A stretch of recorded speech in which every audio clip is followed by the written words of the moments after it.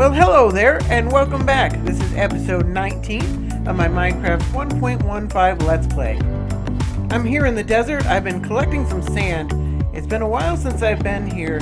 I collected about 40 shulker boxes worth of sand before I drained my guardian farm, and I have finally depleted all of that, and I need some more. So I figured I'd come here, and I got 16 shulker boxes worth of sand.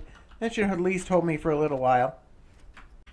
I've made my way back to my base, and I'm back at the furnace array that I set up in the last episode, and I immediately noticed that this light right here is off, and I checked to see if any of the redstone was wrong, but what actually is much stranger than that is that the mine carts that are supposed to be here, all three of these, have just vanished, and I'm not sure exactly what happened there, because the two that are over here and the 7 that are in that channel right there, those are all there, but for some reason these 3 just vanished on me.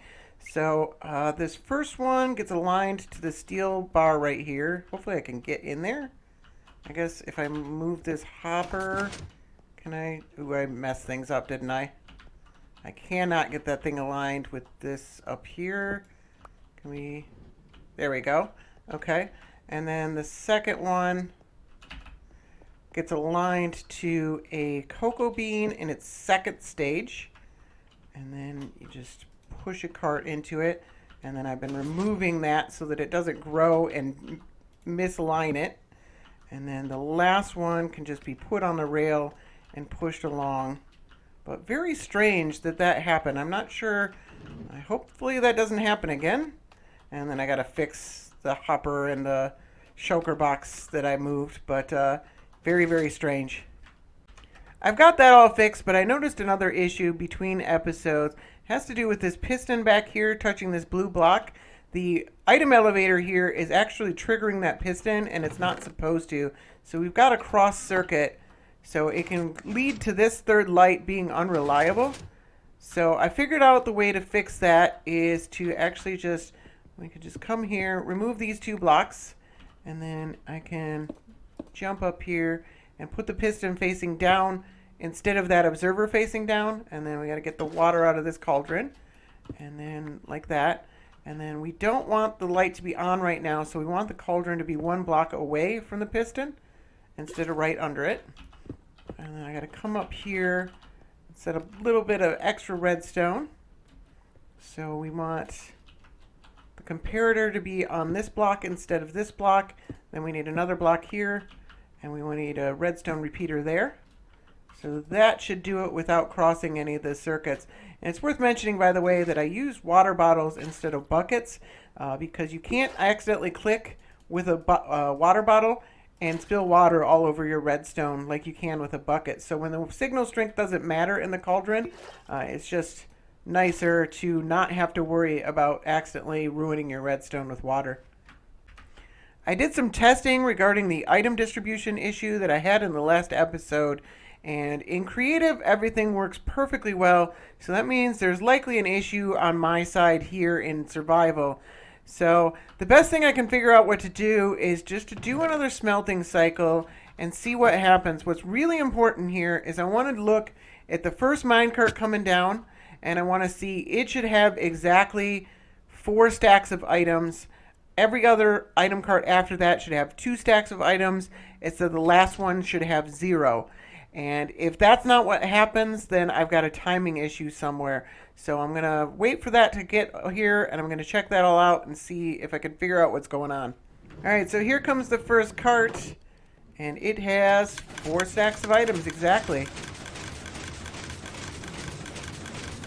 And then the second cart should have exactly 2 stacks of items. Alright. Everything's looking good so far. I think we're nearing the end of the cycle here. Oh, there was a weird amount of items in that one. That one shouldn't have... Something with a last check. That was strange. And then this one doesn't have any items in it. I did another test run, and I figured out that second to last minecart would have had 64 items in it because I'm doing it from a shulker box which has 27 stacks. So the last run of the minecart would have only had 1 stack in it and not 2. So that is correct, and I do have all the correct number of items, but my item distribution is still wrong. and it's actually consistently wrong. 45 and 19 on both of these. So the only other thing that I can think of is that one of these minecarts here has gotten out of alignment somehow. It looks like they're good, but it can't really hurt to tear it down and reset up these minecarts just to make sure. I did another test run and the cycle is just now finishing up. There's the last minecart right there. And so far all the quantities have been correct. So everything's looking good on this side. So I'll go on up and see if my change made any difference. I'm skeptical that helped, but let's find out. Nope. Nope, doesn't look like it helped. Same exact problem. I'm at a little bit of a loss here. Very strange that that is working perfectly well in creative, but not in survival, but I'm not really sure what I can do about it. Again, the timing on the rails is perfect, and this seems to be all set up. It just seems that the hoppers are sucking them down at different times, and I don't know why I would do that. It just doesn't seem like it should do that. So I'm just going to leave that alone for now, and perhaps I'll figure out something later. But for now, I'm going to set up the building around this thing. I finished setting up the building. It's actually taken me several redesigns before I finalized this design. This blue was initially purple, and I've had quite a bit of trouble getting the back of the building to look quite right because it's actually kind of weird because it's a different height by quite a dramatic amount. It's a big drop off. So I had trouble getting it to look quite right. I'm pretty happy with this right now. Maybe I could have done a little bit better, but I think it looks pretty good. I'm super duper happy with the front of the building.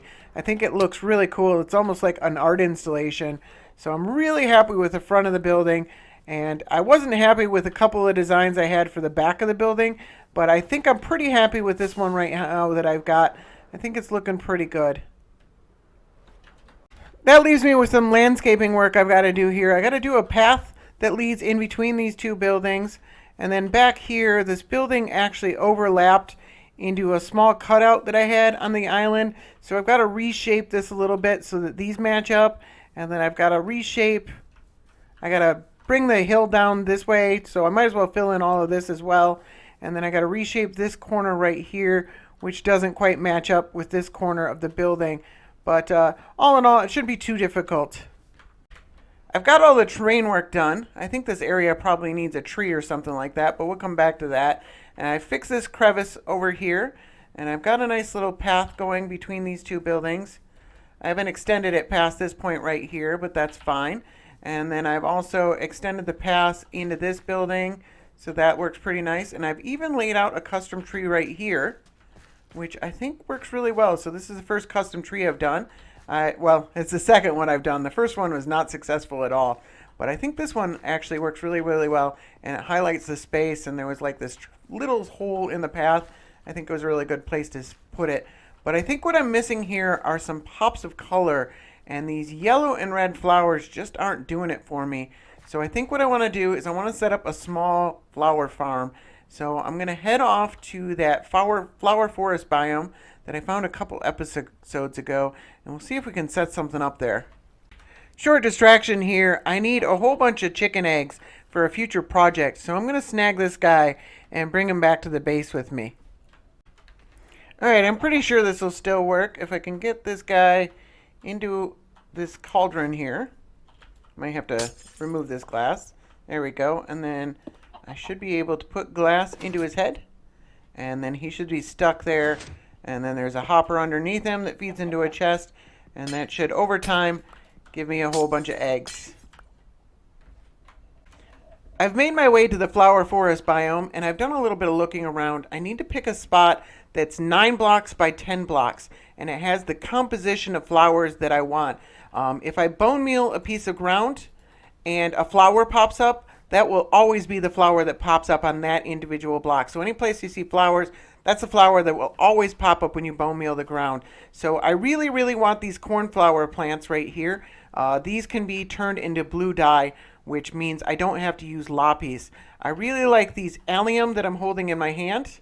These purple ones, I think they're pretty, and they're kind of rare. And I really want an orange tulip. All the other tulips are kind of like you can get those colors through other flowers. It's, you know, the tulips I can take or leave them, but the orange tulip is the only orange flower, so I definitely want that one.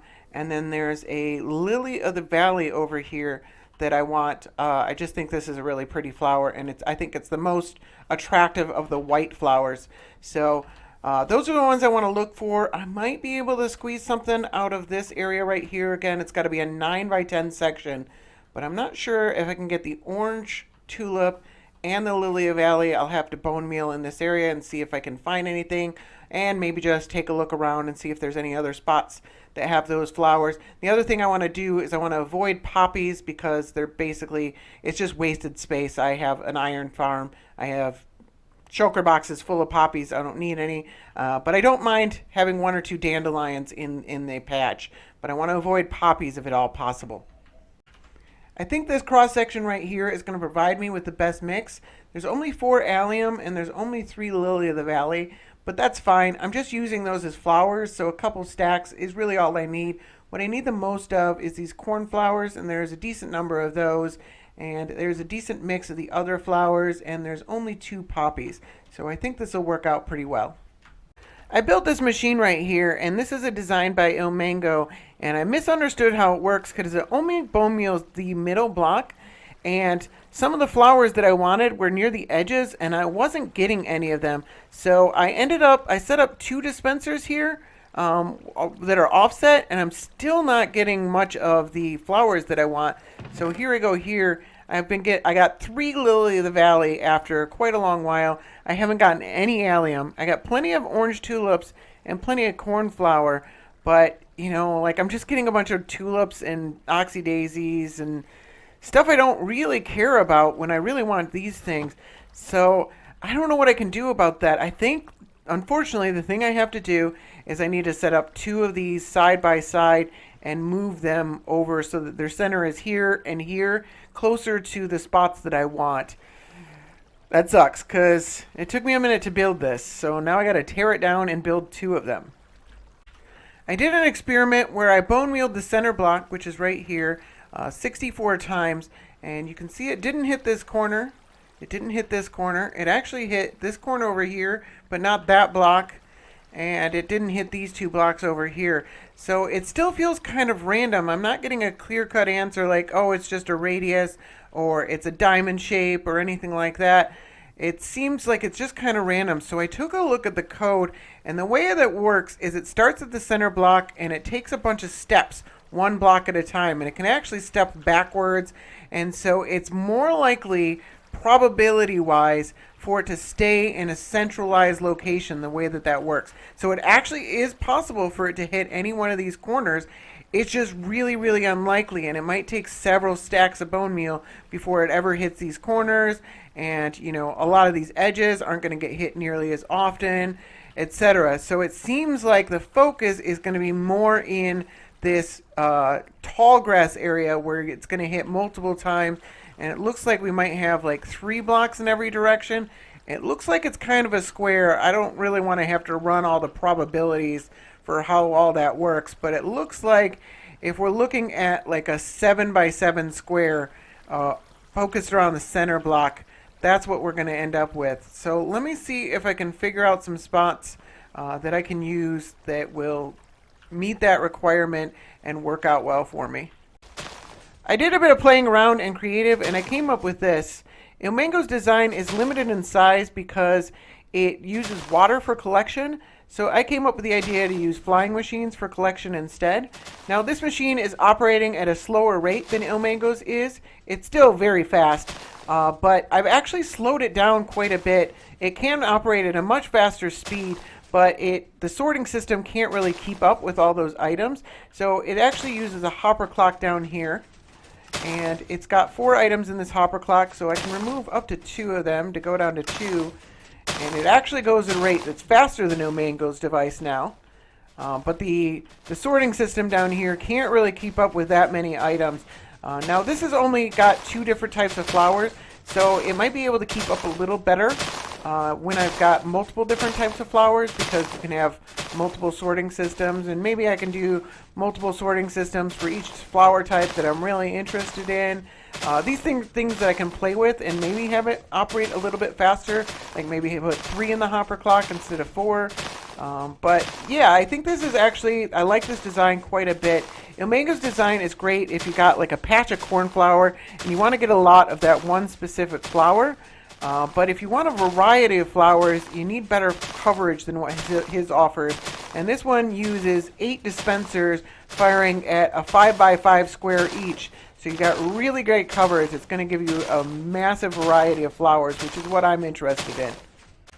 I've got the flower farm all built up and it's working really, really well. And I'm bypassing the composters right now. And I've just got everything going into this one chest that isn't going through the sorting system so that I can see what's not getting sorted. So we've got a few random flowers, and every once in a while, some of the flowers are going to make a whole bunch of them all at once, and it's not going to be sortable. That's normal, and I can accept that. But you see, we've got a bunch of seeds and a bunch of poppies, which is working really well. So this is on 4 in the topper clock. So I'm going to test it on 3 and 2 and see if the sorter can handle all that.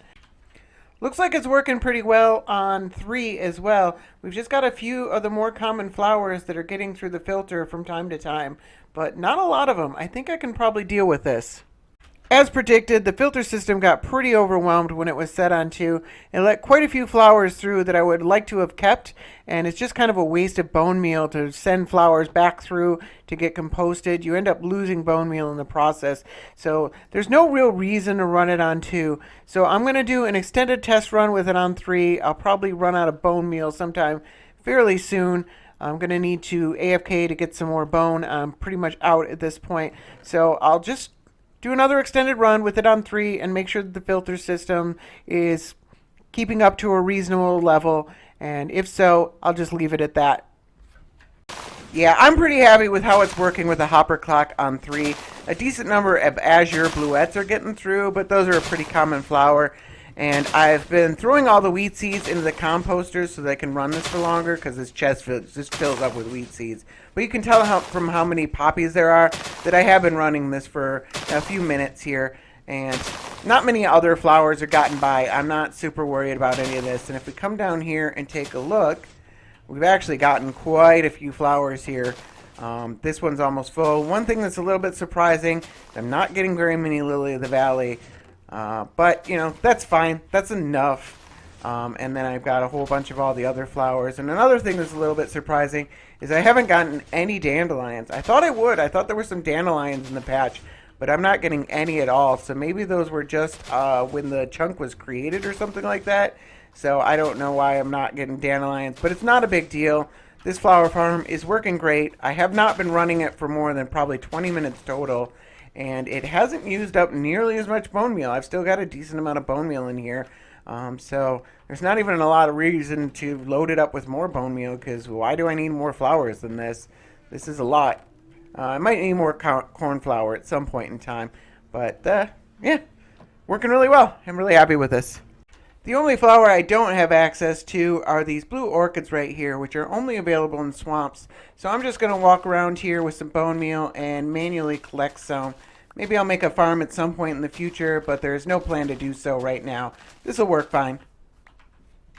I did an overnight in order to get some eggs, and this is all I ended up with. So I think I'm going to need more chickens in this, so I'm going to crack a bunch of these eggs and set up a few more of these.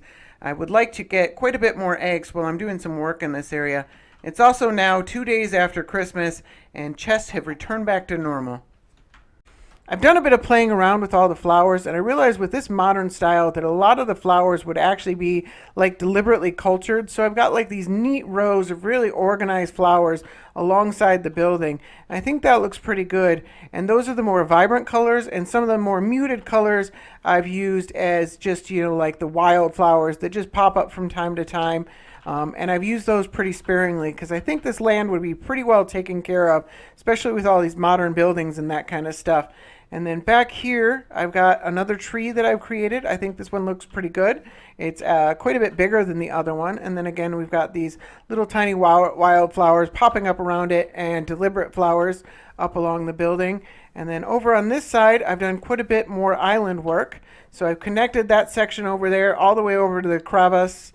And so that's looking pretty good. And we got quite a bit more island work done this episode.